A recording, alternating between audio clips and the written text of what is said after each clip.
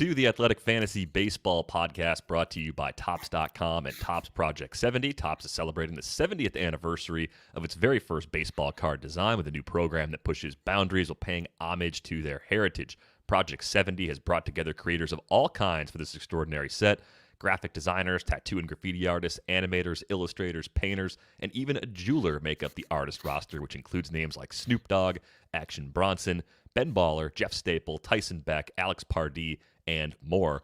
Each artist selects their own MLB players and Topps designs from any year to craft a unique story. Ever want to know what Babe Ruth or Mickey Mantle would look like in a 1980s Topps design? Or how about Fernando Tatis Jr. in a classic template from the 1950s? Or maybe you want to see what Kebrian Hayes would look like if he were a spider. That was a pretty awesome card that Alex Pardee put out. Well, now you can see that. 3 new cards launch daily all year long on Topps.com, and they're only available for 70 hours before they're gone for good. While you're there, be on the lookout for special cards. Head to Topps.com to learn more about Project 70 and to check out which cards are live right now. All right, Derek VanRiper here today with Michael Beller, breaking down a busy weekend for the waiver wire. A lot better than the last couple of weeks. Glad to have you back, Beller. It is fueled by a trade that went down on Friday. The Brewers acquired Willy Adames from the Rays, sent 2 relievers back the other way, with J.P. Fireeisen being the guy that people are really excited about. Drew Rasmussen might be the better long-term reliever. Trevor Richards came back to the Brewers as part of that deal as well. So we're going to start with that deal and the fallout from that trade. Willy Adames as a Brewer is pretty interesting because it's a big park upgrade. And one thing that I had not realized from Adames was that he did not hit very well in the Trop for his career. If you look at the splits for him during his big league career to date, you see a 217, 275, 341 line at home compared to a 293, 364, 500 on the road. I realize we can't just say the road hitter is who he is, especially with a K rate that's been well north of 30% going back to last season. But in leagues where Willy Adames is available, how much more interested are you in him now that he's getting this fresh start and moving into a more hitter-friendly home park? Interested enough, right? I mean, I feel like the Brewers are making this trade to make him mostly an everyday player, maybe not literally every single day, but I don't think they go out there and give up the relief assets that they did if they're not going to lock him into basically everyday play. So I feel pretty good about that, and I feel pretty good about getting him out of the Trop. As you said, I mean, we're not going to take those road stats just at face value and assume that that's the player he is now, but I think we can look for something in between what he was at home and what he was on the road as a member of the Rays. So I feel pretty good about this. I mean, I at least think that this is someone who's worth looking into in a way that would have most people in most leagues going after him on the waiver wire. And, you know, that's really what we're looking for at this stage of the season. So, yeah, he's going to be someone who, almost regardless of need, I would be at the very least looking into as a result of this trade. Yeah, I think he should definitely be rostered, at least in 12-team mixed leagues. He may have been dropped in some of those, given the sluggish start at the plate. You look at some of the projections for him. I think most systems have him hitting 240 the rest of the way. I think that's a reasonable expectation for the batting average. But if he pops 15 or even 18 home runs, I think that's the highest end projection from the Bat X. That plays really well in the middle infield. The other question here, of course, if you're playing in an NL-only league, now you've got an everyday player entering the pool. How aggressive do you want to be here? Because there's always that temptation, if you've been sitting on FAB in a mono league, to keep sitting on FAB and wait for a superstar to possibly get traded into the league, right? If you have that hammer, you get that huge impact player from the end of July on. That can be a big difference maker, but you're talking about a guy that will get a lot more time than you're going to get from a better player later. Are you looking at 15, 20, 25% of your budget in an NL-only league if you're desperate for offense? Yeah, to me, this is always the unsatisfying answer, but that's going to be determined by need and determined by where your roster is right now. It's still going to be somewhere in that range, right? 15 to 20%. I'm probably not going any higher than that. And whether I'm on the low end or the high end is probably going to depend on, do I need this shot in the arm right now? Or am I still trying to sit on FAB and have the hammer and be the person who's able to get the superstar who gets traded from the AL to the NL?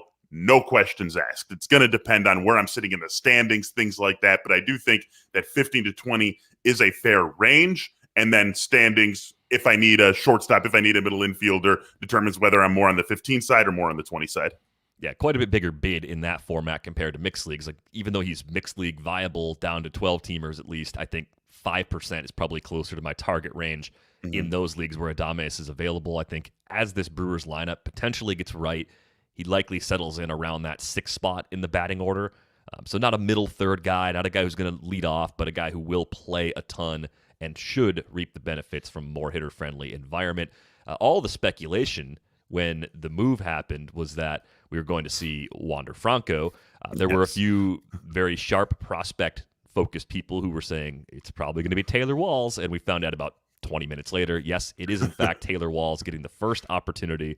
Not Wander, not Brujan, but Taylor Walls is a good prospect in his own right. In most other organizations, the level of excitement about him would be quite a bit higher because there wouldn't be two other amazing middle infielders right there with him. Just like we're seeing with Wander and Brujan at AAA, Taylor Walls was playing multiple infield positions. Brujan's actually playing some in the outfield too. So all three of these guys could theoretically coexist in the lineup together eventually. It appears at this point the Rays are waiting for Super 2 considerations to pass, even if we don't know for sure that Super 2 is still going to be a thing after the next CBA. But Taylor Walls can pick it at short, but he can play other infield spots. He has a hit tool over power sort of player. And what types of leagues are you interested in him? Pretty deep. I mean, AL only certainly, and then I don't know if anything beyond that. I mean, don't we have to be concerned that this is going to be short term for him too because of Wander, right? I mean, we have to think that these guys are coming up eventually, and so when they do, is that just going to take a knock out of Wall's playing time? So for that reason, and just with the way the Rays are organizationally, the way that they move a lot of guys around, that they don't necessarily have a set lineup or a set 8 or set 9 in the lineup every single day, I'm tempering my expectations. This has the feeling of someone who is a more impactful and better real life player than he is a fantasy player, at least for 2021. Yeah, I could see that being true for the short term. What I'm really struggling with this Rays team is figuring out who they are comfortable squeezing out of their roles to accommodate the younger players as they come up. I imagine they'd be happy to move Kevin Kiermaier because there's still another year left on his deal.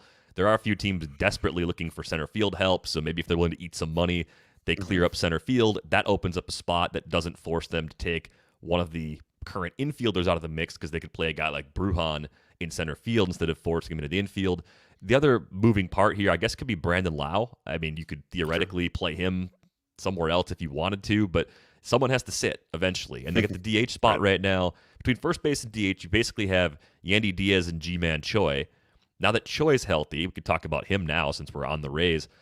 He's a big side platoon guy most of the time. He did start against the lefty on Saturday.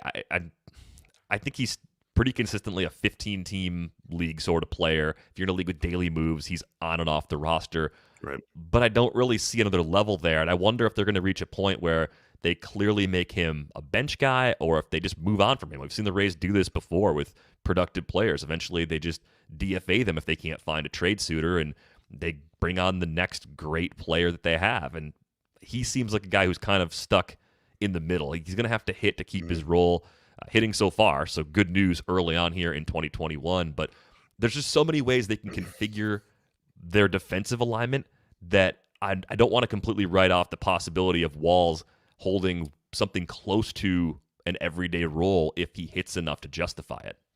Yeah, I think that's totally right. I'm more worried about the guys who are coming up behind him, squeezing him out also. As for Choi, I think what you said about being in a daily league, I actually am in one daily league, which I personally love. And I think what you said about him being a guy who's on and off a roster in a daily league, like, I think that is something that's good to keep in mind, even for people who aren't in daily leagues. That's the kind of player he is. That's just the kind of fantasy player that he is. He's going to be someone who someone always has like something of a use for, but never really feels like I need this dude on my team. That's who G-Man Choi is. It feels almost like that's how the Rays feel about him. And so he's got an obvious, identifiable, useful skill set. And if it fits what you're looking for, then he can fill a need. But he's just not going to be a in-demand player. He's not going to be a priority player daily, weekly, whatever we're talking about here. And again, with the way this team moves so many pieces in and out, is so flexible with their players, it's really hard to trust anyone outside of the guys who we know are for sure going to be playing for them every day. Yeah, and to complicate matters further, in the best of ways, I mean, Yandy Diaz also hitting enough. He's been an above-average hitter every year since 2018. He's walking more than he's striking out. Still not getting to the power the way you'd expect for a guy who looks like Yandy Diaz. I mean, just kind of baffles me that you could be that strong and not hit more home runs. That but big, yeah. At this point, I think the ship has finally sailed. I've finally given up on Yandy Diaz hitting the ball in the air more and actually doing some damage when he does. I got a note here from Yancey Eaton, frequent listener of the show. Had some big boy dongs against the lefty on Friday. Yeah, I mean, when he had that, I think it was 2019, was that first year that he came up, the numbers against lefties were putrid. Last year, they were quite a bit better. I think defensively, too, you can justify keeping him in the lineup in those matchups, depending on who else you have on the roster. Maybe as they bring up more young players, that playing time becomes a little bit more complicated.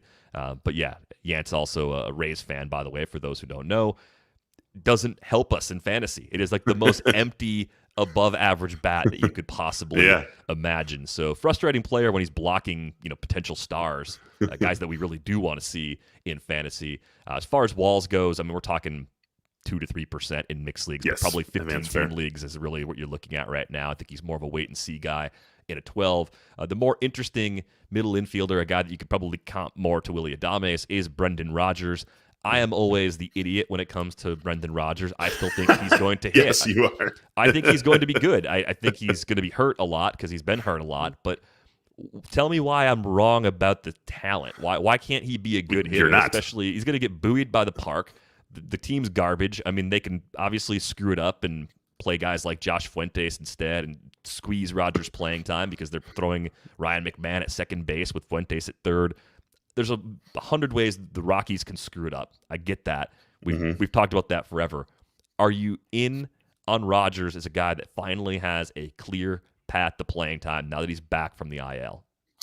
Yeah. I mean, Fuentes is in for a little bit of power, right? So that's something that you got to contend with. But yes, I mean, you're not wrong about the talent and all the Rockies caveats apply that you laid out, but you're not wrong about the talent. This team's not going anywhere. He's still just 24 years old. It feels crazy, right? It feels like Brendan Rodgers should be someone who we're talking about as like a totally post-hype sleeper kind of guy, someone who's over the age hump too, and we're talking about him being a 27-year-old guy who, the hype has settled a little bit. That's just not the case here. 24 years old. So with all that lining up, it feels like there should be a path to playing time. It feels like this is now the time to really be buying in on him.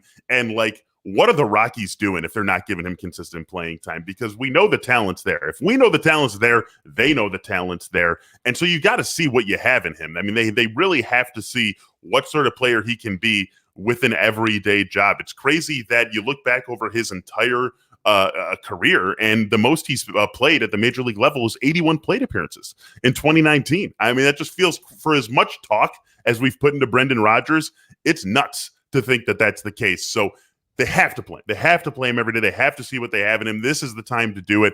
And just a guy with that level of talent playing his home games in Coors Field, I want to be in on it. I want to be in on him being an everyday player. If it doesn't work, it doesn't work. But I want to take the shot on him because if it does work, it really could be a very nice power, little bit of speed combo.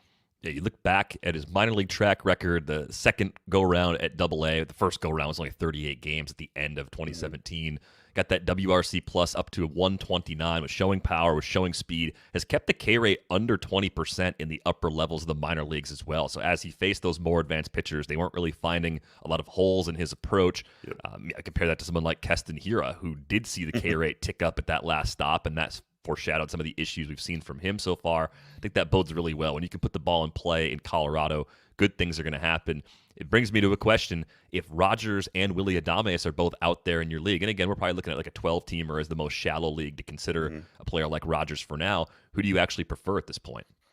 I think Adames. I mean, as much as I want to get in on the Rodgers train because of the talent level that's there, like Adames has done it. Adames, basically what you're getting. Like, he's not going to totally hang you out to dry the way that Rodgers could, or the way that the Rockies could hang Rodgers out to dry, and then by that way hang you out to dry as well. Like, that's just not happening with Adames. So I would be going after him first.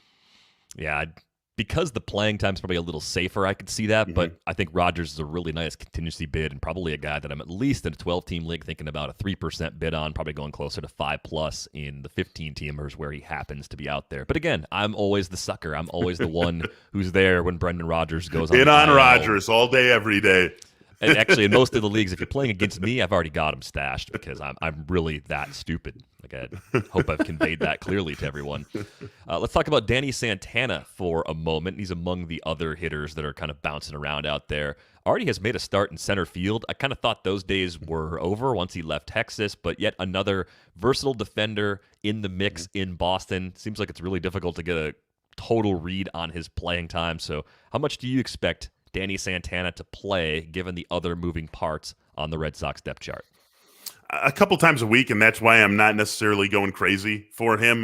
Just with the way that this team has played to start the first 2 months of the season, the offense has been there up and down the lineup. Danny Santana is going to get in the lineup because of his versatility. I think more so than because of what he brings while he is being versatile. He's a guy who can spell a lot of different guys, and so that's a really nice organizational piece. That's a nice real life piece for Boston to have. You get, someone a day off here, someone a day off there, and you're not taking away too much from your, regular lineup. And so that's a nice guy to have on your team, but I'm not sure how much he's going to be able to bring when he's in there. And we can always never be really totally sure of the playing time. So yeah, I'm not going to try to really handicap his playing time necessarily. I just think that he's way more useful as a real life player for Boston and what he's able to do for them than he's going to be for us in the fantasy world. So I'm not too interested in him personally, outside of maybe that flexibility. We love having the flexibility. We love having a guy who can fill multiple positions for us, especially with all the injuries we've seen this season. But I'm not going to go too crazy for him today. Yeah, I think I'm going like 1 to 2% if I just need someone who can play all over in a 15-team league. Probably not going anything more shallow than that with Danny Santana. That 2019 season was such an amazing fluke. Fun if you had him that year. Exactly. Not as fun if you bought in the shortened season, hoping for something close to that in the encore. The other names that caught my eye, just getting more playing time lately, Andrew Stevenson playing a bit more for the Nats because Victor Robles, just as he's starting to hit, suffers an ankle sprain, which, again, players I love for 400, please.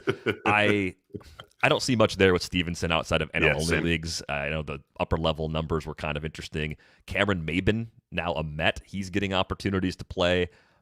NL-only leagues only for Maben, not much more than a min bid there. As they get healthier, I could see him either becoming a bench guy or possibly going through the DFA process again. And then Edmundo Sosa, I know you've been probably watching the Cards-Cubs series this weekend. He's playing because Paul DeYoung's got a rib injury. I don't really see a whole lot of ceiling there either, so I'm looking at another kind of low-end NL-only sort of filler. I know he hit 17 homers in Memphis in 2019, but the rabbit ball was at AAA that year, and it was a below-average overall offensive performance, which has been the general trend for Sosa. He hasn't been horrible in the minors, but he's been consistently a tick below average at pretty much every stop.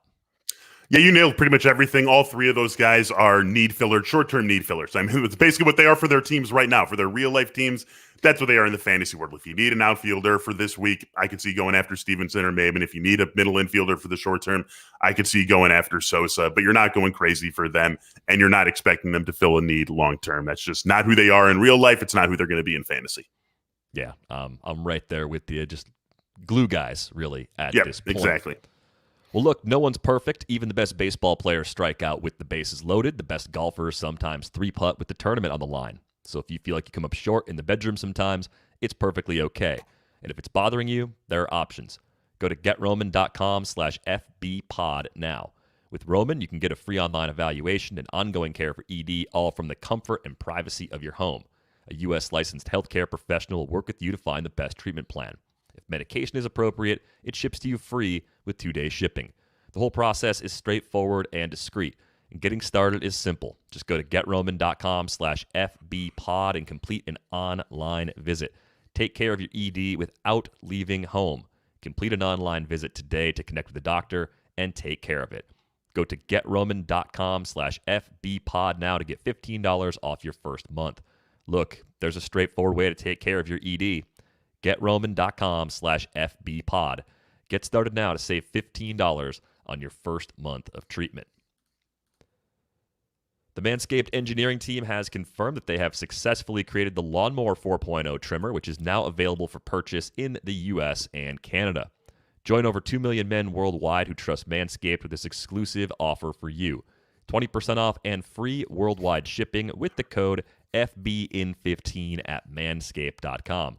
What makes this trimmer different than all other trimmers? How about a new multi-function on-off switch that can engage a travel lock created for people who like to travel? The optimized Lawnmower 4.0 trimmer is also waterproof, so you can groom in the shower and make cleanup easy. And did I mention wireless charging? The Lawnmower 4.0's new wireless charging system uses electromagnetic induction, which can help battery length last longer. Get 20% off and free shipping with the code FBIN15 at manscaped.com. That's FBIN15. That's 20% off with free shipping at manscaped.com and use code FBIN15. Unlock your confidence and always use the right tools for the job with Manscaped. All right, Beller, it's a good week for pitchers. Spencer Howard is up. He has replaced Chase Anderson, made his return to the rotation on Saturday. It was a tough assignment for him against Boston. I think if you were in a first-come, first-served league, you probably hustled to pick up Spencer Howard and then quickly made sure that he was on your bench and not active because the Red Sox are a matchup you just don't want to mess with all that much.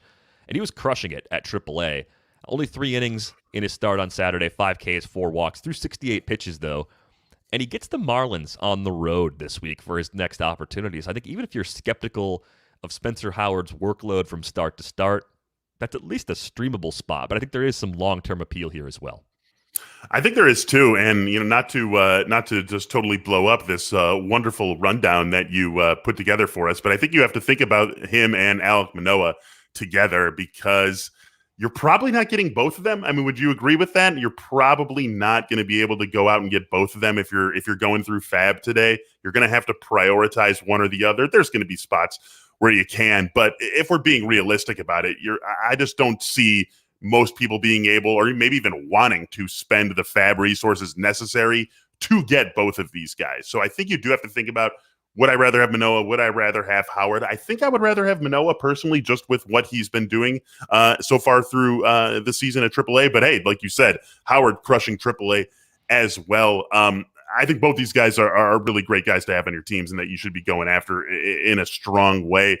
Does Howard have a safer spot in the rotation? I mean, again, like it's hard to really judge this, right? Manoah's lined up with Stripling, and maybe that it gives him some sort of length in the rotation. But we've seen Ross Stripling have some pretty good seasons previously with the Dodgers. So I don't know. It's like it's a whole pretzel. Clearly, I'm not. Clearly, my mind is there too. But I think I would rather have Manoah than Howard. But I will say with confidence that there's a bid on both of these guys. And if I do prefer Manoah, there's a contingency on Howard, which is basically the exact same value. It's just you have to decide which one of them you would rather have. I'm just trying to figure out what exactly the Jays are waiting for because Stripling's been pretty bad, and I don't really see any signs of hope there. So they've got a pretty clear need in the back of that rotation. I know they were running Anthony Kay out there a little bit too.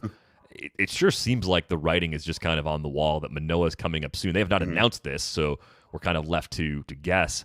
If I were prioritizing them, assuming I don't have an immediate need, if I can wait a week or two or however long it's going to be for Manoah, I do think I trust Manoah a little more, in large part because Spencer Howard has to make half his starts in Philly. It's one of the more difficult places to pitch league-wide, so that factors in as well.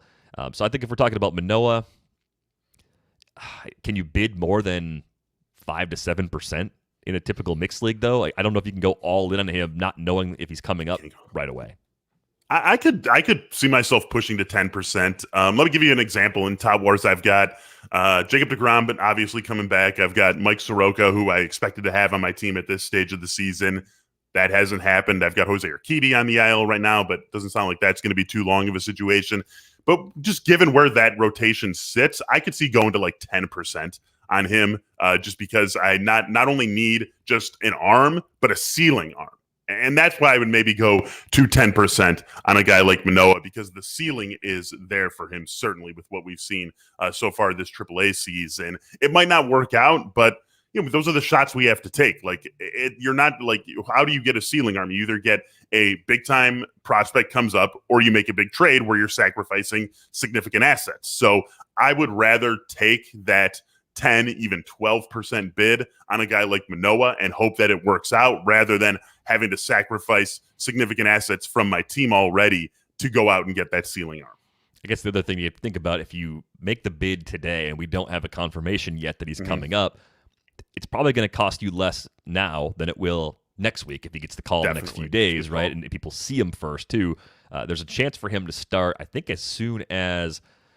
Well, he'd be on the same turn as Stripling. They're not, at this point, telling us they're scratching Stripling, so it could be a couple days after Manoah's start. I think it could be Wednesday. It could be the day they let him join the rotation. Again, they optioned Anthony K down, so it looks like it's about to happen. I don't know if I'd go any higher than 10% right now, even though I really like Alek Manoah. I think he's, of the pitchers currently stuck in the minors, maybe the highest ceiling guy we could see debut this year. I think that's absolutely in the cards. If we're going back to Howard for a minute, I think we're probably looking 5% is roughly the bid. If he goes higher than that, you know what? I'm going to let it go this time. Unless I'm desperate for pitching, I think that's where I'm capping my bid. Getting ready for this show yesterday, I was really surprised. Kyle Gibson is not universally rostered yet, and I realize there's a long track record of Kyle Gibson not being nearly good enough to be universally rostered. So if you've been burned multiple times by Gibson, I guess, I understand, but he's now sitting with a 2.24 ERA and a 101 whip through 10 starts this season. I don't know what more we need to see. The K rate's not off the charts good, but 48 strikeouts in those 16 to third innings, 19 walks, so he's not walking a lot of guys, keeping the ball in the park, and we know the new park in Texas is definitely more pitcher-friendly. How thin of a league does it have to be before you're going to say, I can't roster Kyle Gibson? Is he the kind of guy that should be everywhere? 8-team leagues, 10-team leagues, at least for the short term? I think you should. I don't think there is a league thin enough. I'm playing fantasy baseball by myself, and just like I've got Mike Trout and Ronald Acuna and Juan Soto as my outfield. Like, that's it. Like, he's burned people before. He hasn't been good enough to be rostered before, but 10 starts, the ERA, the whip he's putting up, like, give him a chance and see what happens over the next 10 starts. Like, I just don't see why he shouldn't be owned totally across the board. Yeah, it just struck me as really odd looking at some of the numbers when we were getting ready for this. Let's talk about James Kaprelian. He's in the rotation right now with Jesus Luzardo and Mike Fiers down in Oakland. K's have been there to this point, and there's certainly prospect pedigree. He, of course, was part of the Sonny Gray trade a few years ago between the A's and the Yankees. A little older than you'd expect because of the injuries and the missed time, but he was also drafted out of college as a first-rounder back in 2015. How about a 33.3% K percentage just in these first couple of starts? I'm just curious, in what types of leagues are you interested in Kaprelian, knowing that there could be a point where they're healthy enough to not have him in that rotation? There almost certainly will be a point, right, unless he forces his way in. But again, like we were talking about with Manoah, it's a ceiling arm. It's not the same ceiling in pretty much all sorts of terms. Most importantly, as this discussion goes, in terms of having a rotation spot once the team is healthy. Like when Manoah's up, he's going to have a rotation spot. Kaprelian, that might not be the case once Oakland gets fully healthy, but 33.3 K% speaks for itself, even though it's just a couple of starts. So there's a ceiling here. There's an identifiable ceiling that we trust a little bit more because of that pedigree that he brings to the table. He's someone who I'm going after, certainly in 14, 15 teamers. I feel okay about that. Probably not going more than a couple of percent on my bid for him, but definitely someone who's going to be on my radar as I'm making my bids a little bit later today. Yeah, I think he's more of a contingency option in most formats. Does have a home start against Seattle this week, so I think even if you're concerned about long-term value and how effective he's going to be, that's an absolutely streamable spot down to at least the 12-teamers, maybe even down to 10-teamers. If you don't have some kind of innings cap, I think I'd be willing to take on that chance because even with Kelenic, that is a putrid Seattle lineup. Of course, they've been no-hit twice already this year, so not much to fear as you look at that matchup. We had a question come in from Alfonso. In a 12-team head-to-head points league, should you drop Wander? He's been holding since the beginning of the season. I mean, if we're thinking about Super 2, that cutoff's probably about 3 weeks from now. If that's what they're playing for, you can't really look too much at the fact that you've held them this long. That's sunk cost. Like, that's missed opportunities to pull up other players. I thought it made sense to hold him to this point, and I think I'm expecting enough of an impact to continue holding him unless I'm completely squeezed and just don't have enough players to. As long as I'm not taking zeros, I'm still holding Wander with one of those precious bench spots. Exactly what I would say. As long as you're not taking a zero, then I'm going to hold on to him. I'm holding on to him in a 15-team Alfonso, so I'm right there with you. And yeah, as long as you're able to fill your spots, as long as you're able to get all your starters filled, then I would still be holding on to him. You knew this was the most likely outcome for Wander back when you got him, and I still feel like we're going to be sitting here mid-June talking about empty the fab because Wander Franco's up for Tampa. Yeah, it's going to be really pricey in leagues where he gets dropped. So hopefully you can avoid that if possible. Let's talk about Tony Gonsolin for a moment. I think he kind of fits into this group of there's a bunch of guys that are injured making their way back. There's a few coming back from Tommy John. Like Noah Syndergaard started his rehab assignment earlier this week, I think it was. Chris Sale's starting to make some progress. Severino's making progress. Framber Valdez isn't too far away. Gonsolin's not too far away. If you want to get one of these guys, it's pretty much going to be now or never to get them cheap where they were dropped. I think of all those names that I mentioned, I think Gonsolin's probably the most likely to be available. Framber probably isn't too far behind in some leagues because it looked like a possible season-ending injury. So comparing him to the guys that we're talking about earlier, some guys who are actually making starts this week, how does Gonsolin stack up for you in terms of interest to possibly stash? Pretty high. I mean, I do think that he's going to, if I had to bet on it, I would bet on him holding a spot in that rotation once he comes back. I mean, we're at the Dodgers. We talked about this so much in the offseason, how many teams can afford to, have Tony Gonsolin as like this luxury. Is he a bullpen guy? Is he going to make a couple of starts? Is he going to be, a guy who comes in and throws 3 innings? Like there weren't many teams that were going to be able to think about that.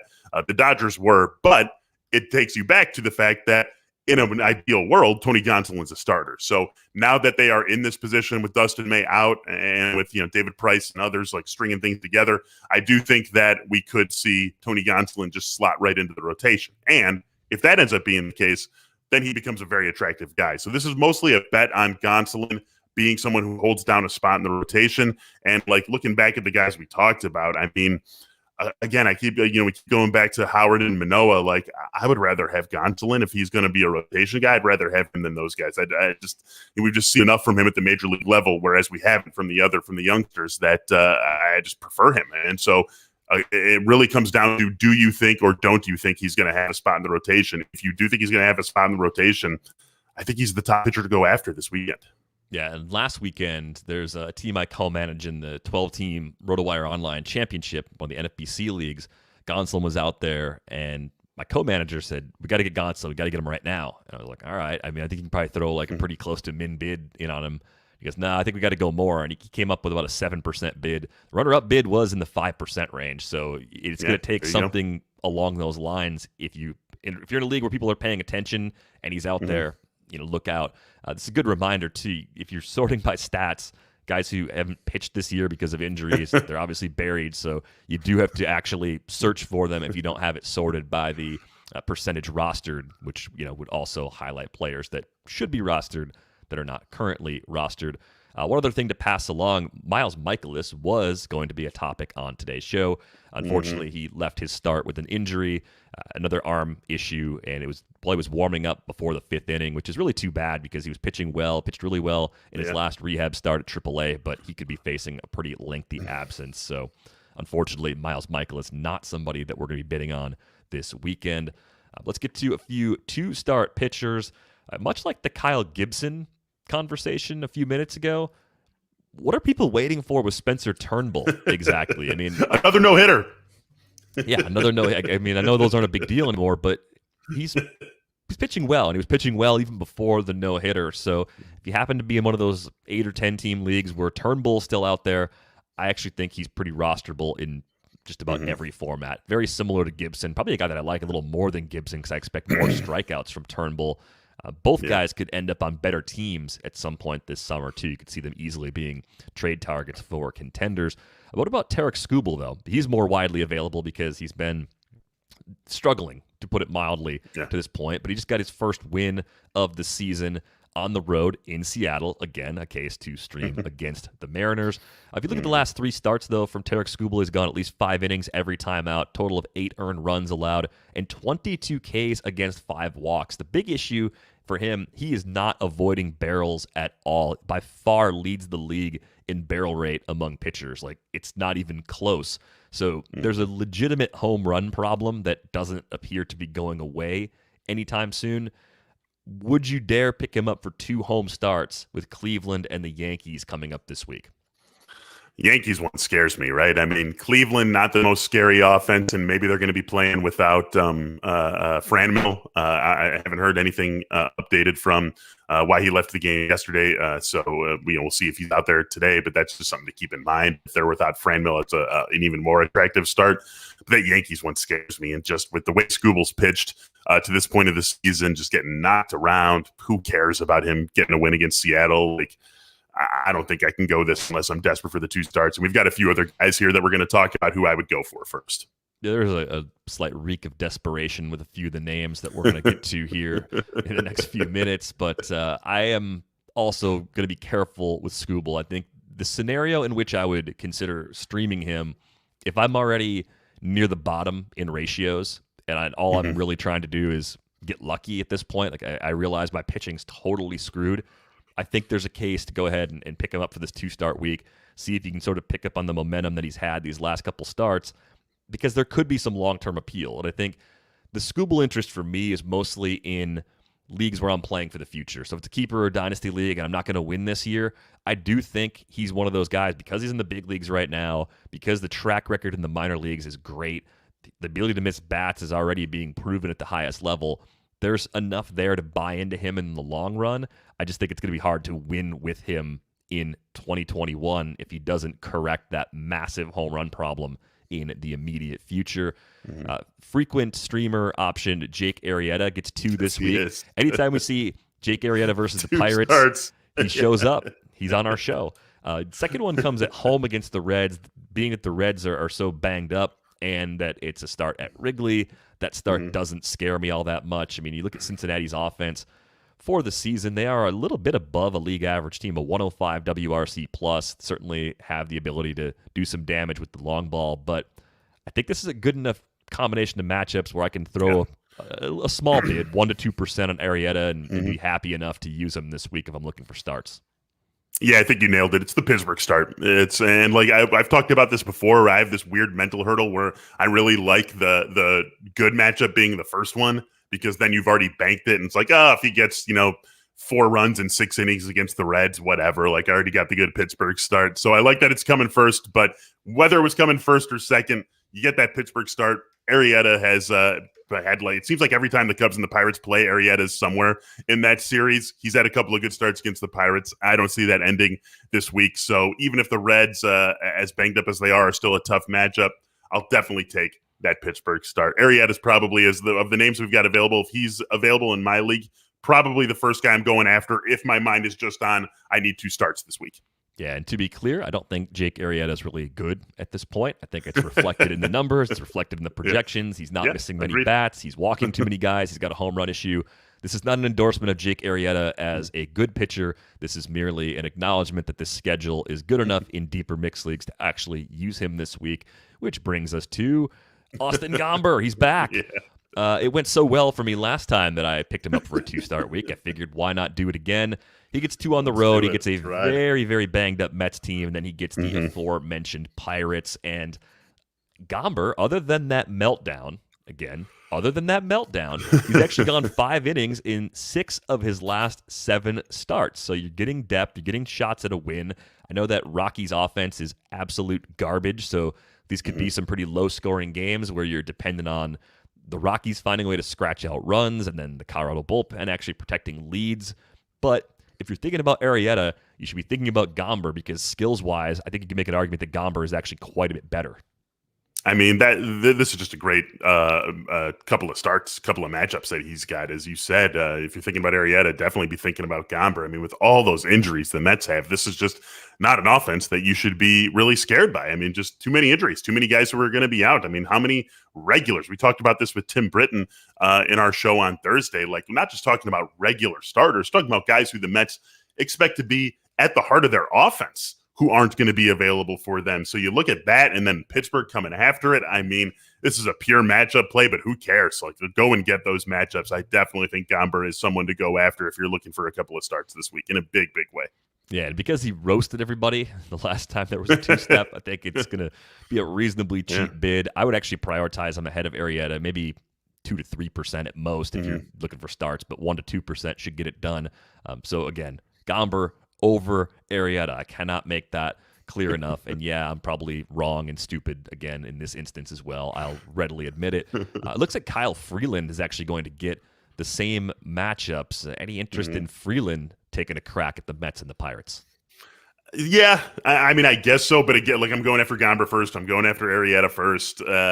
So, like, we're talking about contingency. But again, right, when you're in the two-start mindset, you're thinking, I need some innings, right? I need some starts. And so if that's your mindset, I think Freeland is good enough, and the matchups, more importantly, are good enough where he still crosses the threshold of being useful in his two starts and being a guy who checks the box of the innings. So yes, useful, but still, he's a contingency, not a guy who I'm prioritizing. Yeah, his 2018 happened, and I didn't see it coming. The 2.85 ERA, the 1.25 WHIP. I don't think anyone did. 202 innings. What? I mean, no one's expecting that to happen ever again. Yeah. But if you could pull that for 200 innings, pitching half your games in Colorado, I think you can be useful with a couple of matchups against offenses that, thanks to the Mets' injuries, are probably both bottom 5, bottom 7 at least. The Pirates are easily like a bottom 3 team. So bottom 1 maybe. Yeah, you could probably even min bid with Freeland since he hasn't pitched this year due to that shoulder injury. So consider that as an option as well. Can you talk me into Brad Keller? Do you want to talk me into Brad Keller? Why am I doing it? I thought you were going to talk me into Brad Keller. Why is this suddenly foisted on me to be the person talking anyone into Brad Keller? No, I'm not going. I'm not going to be the person talking anyone into Brad Keller. I can't do it. Can you? 2 on the road against offenses that could do a lot of damage. Yeah. No, I'm not there. Let's try David Peterson instead. Home against the Rockies, but then home against the Braves, especially with the Braves cranking out a 20 burger on Friday night. Is that good start good enough to make the extremely risky second one worth it? This is like the ultimate test of my first start, good start, second start, bad matchup theory. I don't think so. I don't want to do it. I just don't want him in there against Atlanta. I don't want him as part of my roster against Atlanta. Stream for sure. If we're talking daily league and you can stream him against Colorado and then you don't have to play him against Atlanta, or if you can make midweek changes and you can get him for that Colorado start and not the Atlanta start, then I can get on board. But if I have to take the Atlanta start, I don't want him then. I just don't. I look forward to hearing that take on fantasy baseball in 15 later this week with Peterson being the best streamer on the slate that day. I mean, he very well might be because, again, the Rockies by far the worst offense in the league. Take them out of Coors. There's really nothing to be afraid of except for Brendan Rodgers. You should be afraid of Brendan Rodgers. Very afraid. Brendan Rodgers is going to have like a 3-homer game against David Peterson. Oh, my God. That'd be amazing. I might have to make a lineup that day and just throw Rodgers in there as my only Rocky just to see if that happens. That'd be an amazing way to take down a tournament, by the way. Cole Irvin, who has shoved a 3.59 ERA and 1.16 WHIP so far this season. Done it with a sub 20% K rate, but doesn't really walk guys, doesn't really have a home run problem. The projections don't love him, but they don't hate him. A 1.28 WHIP's not that bad. A mid-4s ERA is a little rough, but 2 home starts, Seattle and the Angels, and I think the question you have to start asking yourself is, okay, without Mike Trout, where do you really put that Angels offense? Like, sure, Ohtani's great and Rendon's great. Some of the other secondary options of the offense aren't bad, but if they were league average on the season with Trout there most of the time, then they kind of have to be below average with just about anybody they're going to throw out there to replace him. So what's your trust level with Cole Irvin? It's higher than Keller or Peterson. I would be going after him. I would play him. I would put him more in like the maybe not quite the Gomber range, just because Gomber's shown us a little bit more, but I think that I feel pretty comfortable making him, like, I would put him right there with Freeland. I just think that these matchups are wonderful without Trout. Yes, this is maybe the average with Trout was a little bit of just some noise in a 50-ish game sample.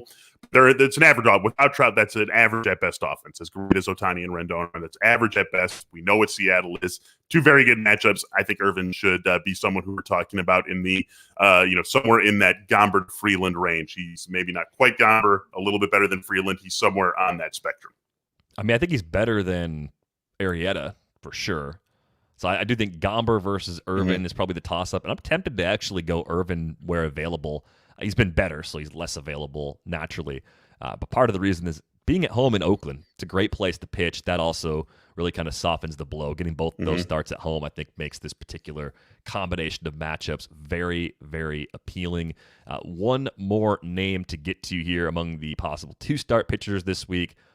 Ross Stripling, kind of like the Brad Keller question, home against the Rays, road against Cleveland, so slightly better matchups. The second one at Cleveland, if you can only pick one, I think maybe in a deep league you consider that, but are you trusting Ross Stripling given his recent form?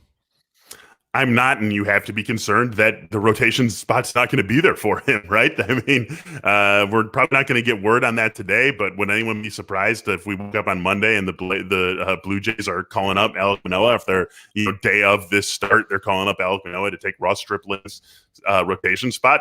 No one would be surprised. We're expecting it at this point with the roster rates we're seeing from Manoah and the what he's done so far in the AAA season. So I just can't get on board. Not only are you trusting a guy with an ERA over 7, or not maybe trusting him, but going after a guy with an ERA over 7, you're going after a guy with an ERA over 7 whose rotation spot might not be there when his next start comes around. So it's a no for me on Stripling.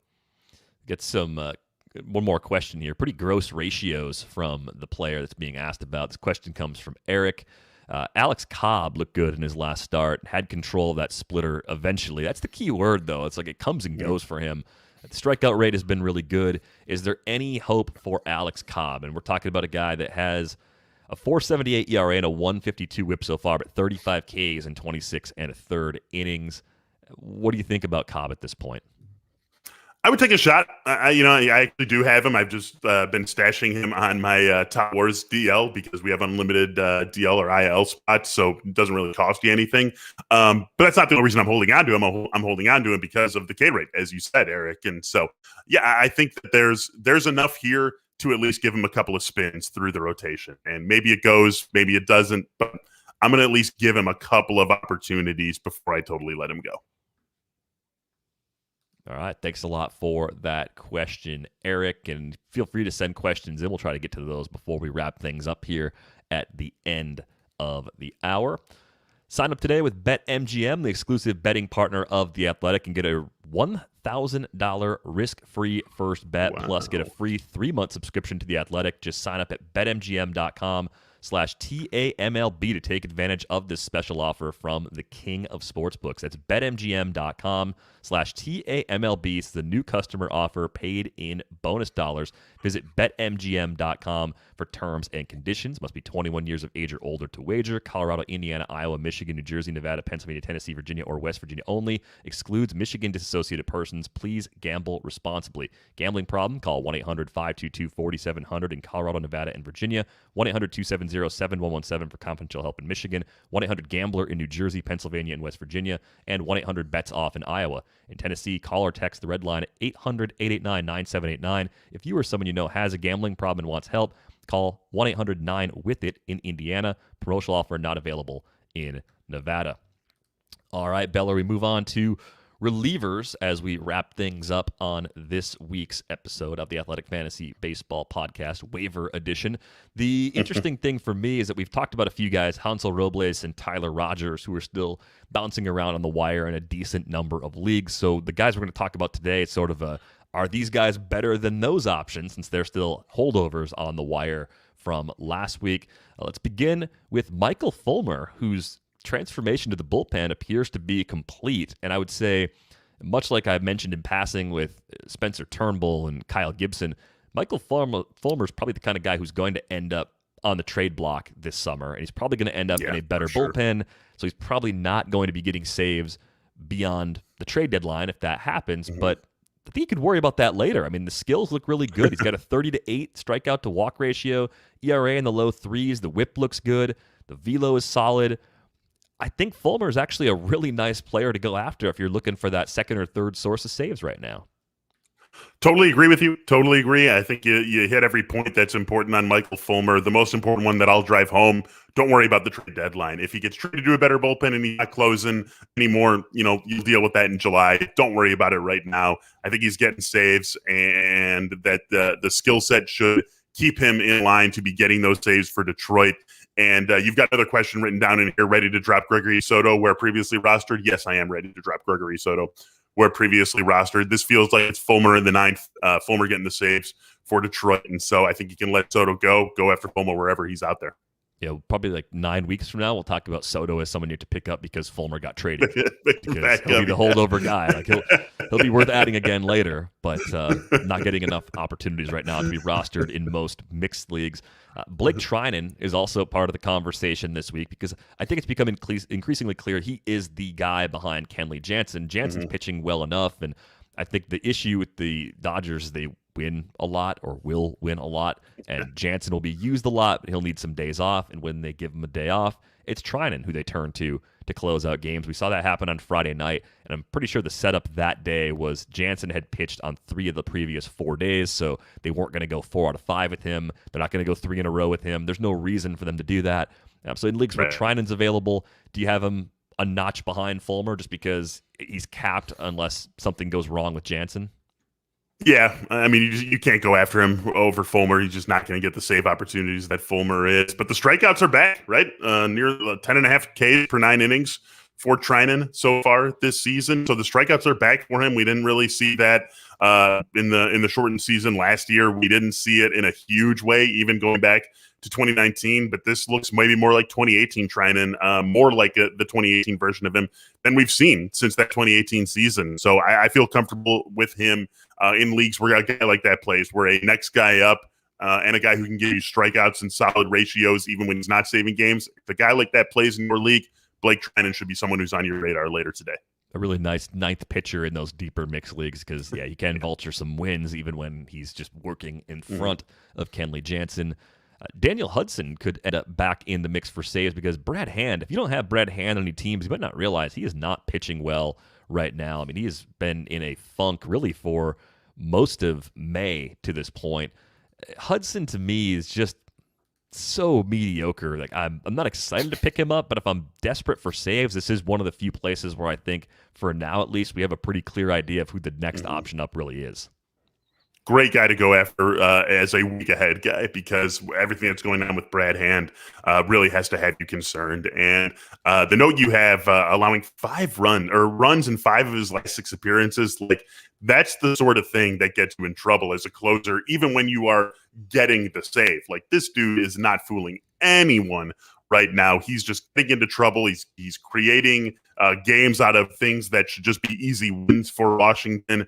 And so that's really where you have to get concerned. Davey Martinez, it would not be a surprise that he would want a steadier hand in the 9th inning. And Daniel Hudson, at least to this point of the season, has provided that steadier hand. So if they ultimately do make a change, he's clearly the next guy up.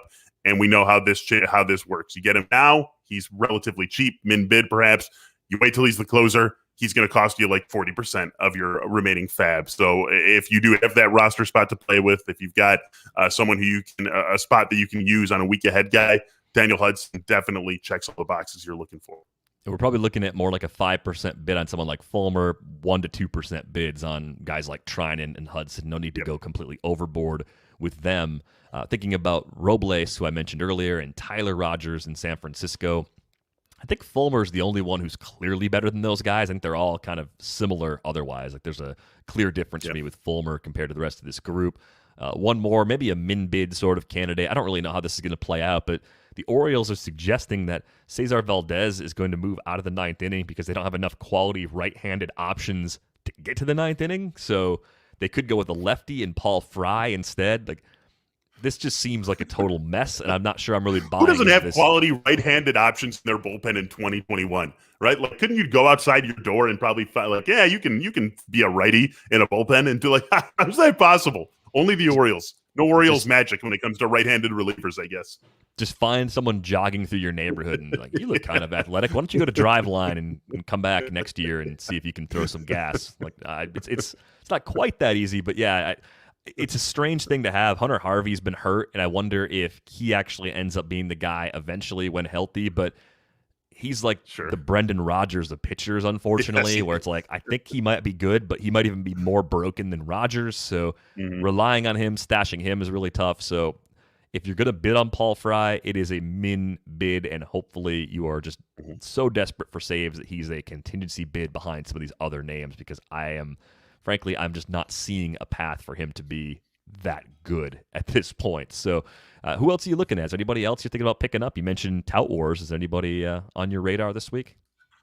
Yeah, man. Yeah, I actually haven't done my sweep through the who's available in my league, so that's something that I'm doing next here after we wrap up the show. But just like I look at these, I look at all the guys who we've talked about, and there's just like it's been a thin couple of weeks, and even though this week was a little bit more robust than what we've seen in weeks past, it's not like there's a ton of quantity available. So I think more than anything, I'm going to emphasize the quality. I'm not going to try to worry about picking up multiple guys. I'm going to be going after, prioritizing Manoah, maybe Spencer Howard, Willy Adames if I have that need. Like this is a week to me where I would rather make one good acquisition rather than, a couple of fringy acquisitions.